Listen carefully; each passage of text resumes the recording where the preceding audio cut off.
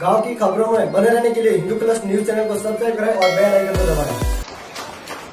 Corona virus की वजह से देश भर में लगे लॉकडाउन के बीच भारत सरकार ने हालात को धीरे धीरे सामान्य करने की तरफ एक बड़ा कदम उठाया है। भारत सरकार ने फैसला किया है कि रेल यात्रा धीरे धीरे शुरू कर दी जाएगी। भारतीय रेलवे ने 12 मई यानी मंगलवार से ट्रेनों को फिर से चलाने का निर्णय लिया है। शुरुआत में केवल 15 रेलगाड़ियों को चलाया जाएगा जो गंतव्य स्थलों तक पहुंचकर वापसी यात्रा भी करेंगी। टिकटों की बिक्री 11 मई यानी सोमवार शाम 4 बजे से शुरू होगी। रेल मंत्रालय की ओर से जारी प्रेस रिलीज में ये जानकारियां दी गई हैं। 12 मई से 15 जोड़ी रेलगाड़ियां चलाई जाएंगी यानी कुल 30 रेलगाड़ियां सफर करेंगी। ये सभी विशेष रेलगाड़ियां होंगी। ये रेलगाड़ियां नई दिल्ली से इन 15 शहरों में आएंगी और जाएंगी।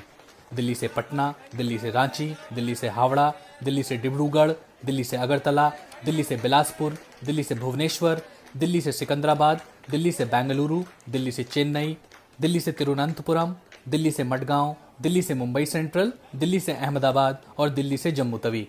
ये सारी रेलगाड़ियां वापसी यात्रा भी करेंगी। 11 मई को शाम 4 बजे से टिकटों की बुकिंग शुरू होगी, लेकिन टिकट खिड़कियां नहीं खुलेंगी। टिकट केवल IRCTC की वेबसाइट से ही लिए जा सकेंगे। जिन यात्रियों के पास टिकट होगा केवल वही स्टेशन में दाखिल हो पाएंगे। यात्रियों को मास्क लगाना होगा, इन सभी की स्क्रीनिंग होगी और जिनमें बीमारी का कोई लक्षण नहीं होगा उन्हें ही रेल में सवार होने दिया जाएगा। ट्रेनों की समय की सूचना कुछ देर बाद दी जाएगी। रेलवे ने यह भी बताया है कि इसके बाद कुछ और ट्रेनों को चलाने की योजना भी है, जिस बारे में बाद में जानकारी दी जाएगी। रेल मंत्रालय का यह भी कहना है कि कोविड-19 केयर सेंटर के रूप में रखे गए 20,000 कोच अलग आरक्षित रहेंगे और उन डिब्बों का इस्तेमाल इन रेलगाड़ियों में नहीं होगा।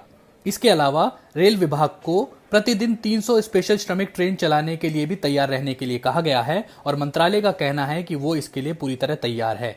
अब ये सवाल बाकी है कि भारत सरकार रेल के बाद हवाई सफर